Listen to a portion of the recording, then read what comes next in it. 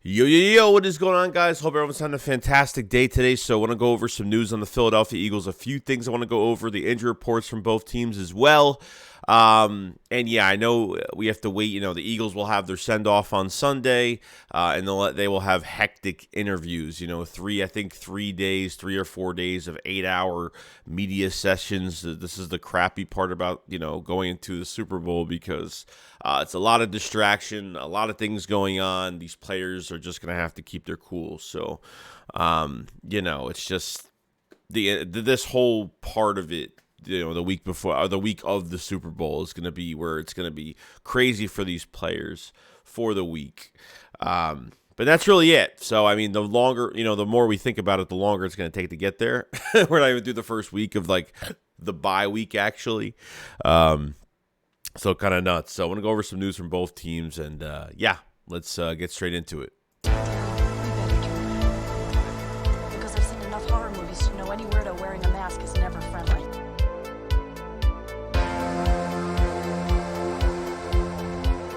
What is going on, guys? Boy Joey 672 coming at us with a video right now. So I want to go over a few things for the Philadelphia Eagles. Nothing crazy today. Obviously, we're just getting prepared. We're ready to get them on their send-off on Sunday. And then, hear from the players all week, and that's what we're kind of waiting for here. First, I want to go over the Chiefs. I want to go over the Eagles injury reports, and the Eagles are very healthy right now, 100% healthy. There's really nothing wrong besides the resting Lane Johnson on the torn abductor, and Derek Barnett's been out for the whole year. So really, the Eagles are 100% going to this. I saw that at practice. I mean, no one's making a big deal about it. I think Avonte Maddox was in a boot today, but I think it was for precautionary reasons. I don't think it was for anything else. So I didn't really hear much of a big deal out of that. But I think we're perfectly fine, guys. Dickerson, Land Dickerson overextended his elbow. He'll be wearing a brace for the game. And like I said, he still has another week and a half to recover from it. I think he'll be fine regardless. Like I said, just wearing that brace is really going to help.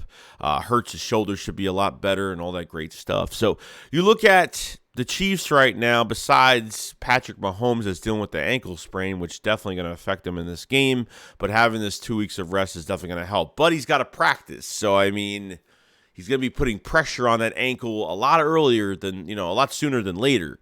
So it looks like Mecole Hardman might not even be playing in this game with the pelvis injury, so going to be a huge loss on top of Juju already having knee issues. Kadarius Toney with an ankle hamstring. I think one of their guards was not doing too well, but I think he just got activated to the active roster. So I think he's fine. I think he's full participation. I think their offensive line will be full go going to this game. So I'm not really worried about any other players, but they're kind of bruised up a little bit at wide receiver, and at quarterback they're hurting too because got to see how he's got to practice on that sprained ankle, so it's going to be really interesting. When it comes down to both of these teams going to this game, as much as they have Chris Jones and Frank Clark on that defensive line, it's really all I really worry about so much when it comes to our wide receivers versus their secondary. They pretty much use They barely ran the ball against the Bengals. Pacheco has been pretty good. If there's one player I fear besides really Mahomes, it's Pacheco, because they can line him up anywhere, and he's a good special teamer, and he's just all speed. And if you miss him in open space, he'll make you pay for it. This is going to be like one of the best blocking offensive lines in the AFC, top of the AFC versus. Pretty much going into this game, I say we're the number one defense now. So it's going to come down to the trenches in this game. It's going to come down to both sides and who is going to overtake that battle. And I think this is the best defense that they're going to face. I think the Eagles' offensive line is going to be the best they're going to face in when I talk about the trenches in general.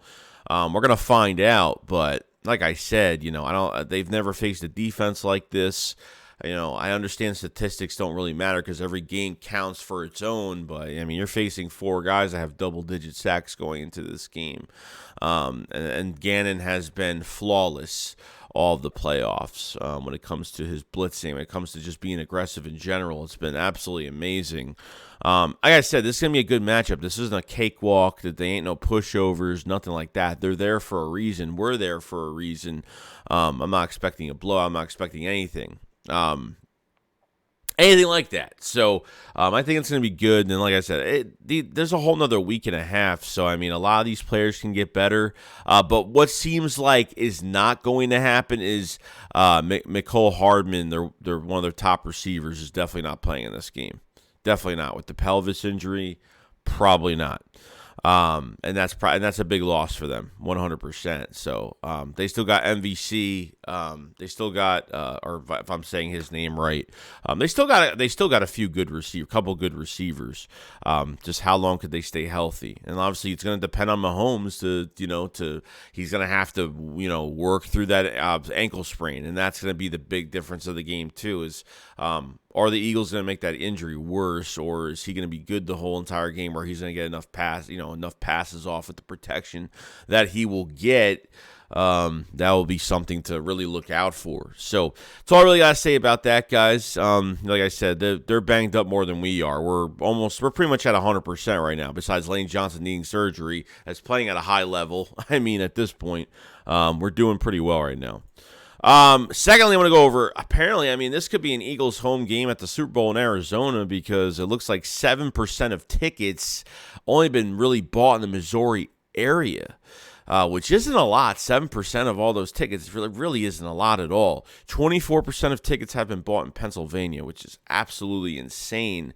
So this might be an Eagle fan Philadelphia takeover in Arizona for the Super Bowl, which is crazy. As much as those tickets are expensive as it is right now, which is like not even just the ticket prices, but the fees that you have to pay, $1,100 in fees, which is ridiculous. And then you got to fly there. Then you got to, get a hotel. And I mean, I don't know how people like afford. I mean, I could probably afford a ticket, but like, is it really worth it to spend all that money just for a game? I don't know. Like I love going to football games, but I kind of question it when it comes to like, the inflation, and obviously Eagles, the NFL's trying to make up their money from what they lost in 2020, you know what I mean, with having no crowd and no fans, and it really hurt every franchise, but not like they're not still millionaires, but these teams aren't billionaires, and this league doesn't have billions of dollars, but that's just the way it is, you know what I mean? So if you got your ticket, congratulations. If you didn't,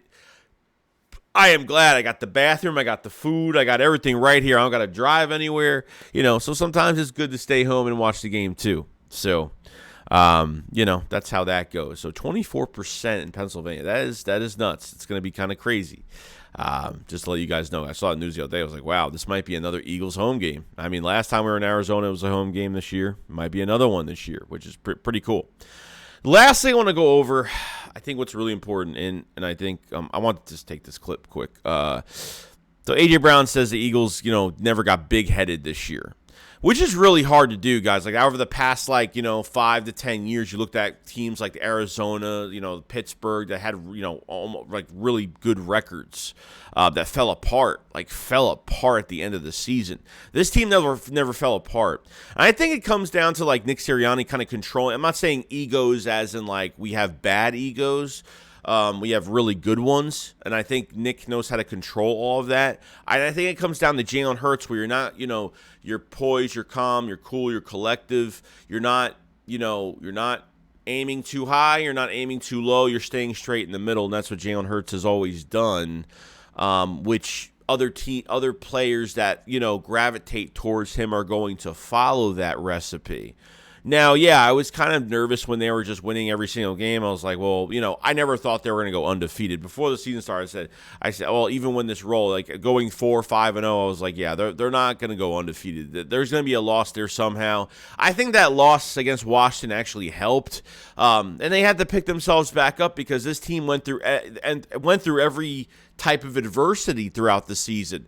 They were down in games. They kept leads in games. They played in bad weather. They went through a lot. They played through, having guys injured. You know what I mean? Like Hurts beat teams with his legs, beat teams with his arm, especially from behind. Pause, but you know what I mean? It's a great year, but can this team actually, stay together? So what was this team going to look like coming off of a loss against Washington, at 8-0 or 8-1, whatever? They faced the Colts. They only won by a point. They faced the Texans. They didn't really look great in that game either. So I was seeing like a trend of, how good can this team be?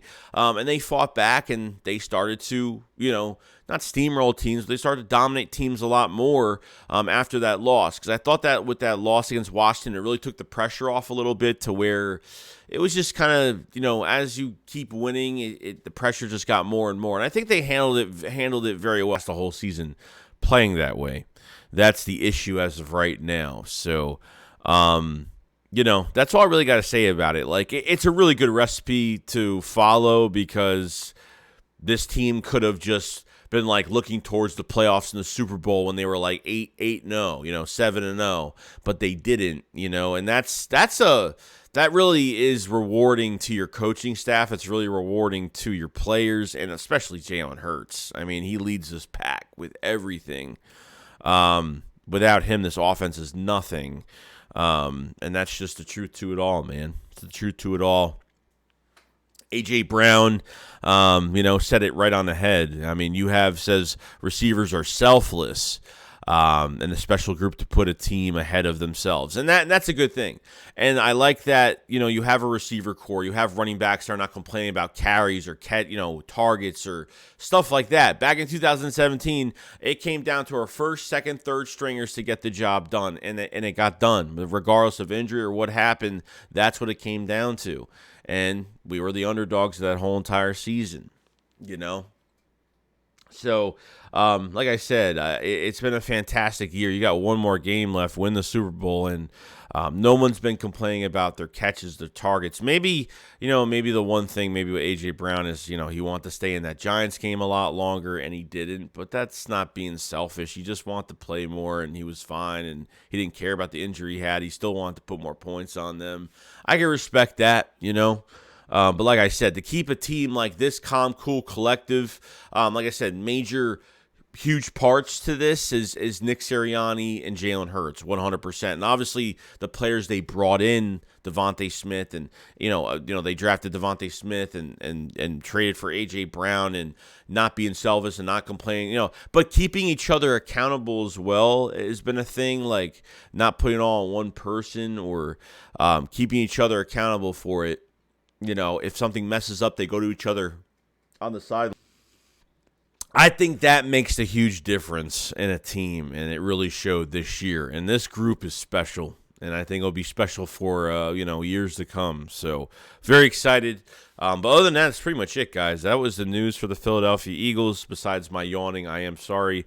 It's been a long week, so. We'll get back to more Eagles news. Tomorrow, I'm not sure what's going to happen. We have the Philly Shakedown on Saturday. It's not going to be on Friday night. Well, the time this video comes out, it will be Saturday. Philly Shakedown will be tonight. And then, we'll get prepared for more videos, live streams next week, and getting ready for the send-off on Sunday. And, we're ready to go. All right, you guys have a fantastic day. I'll see you guys on the next one. SHAKESQUAD, follow us. Peace out, guys. Peace.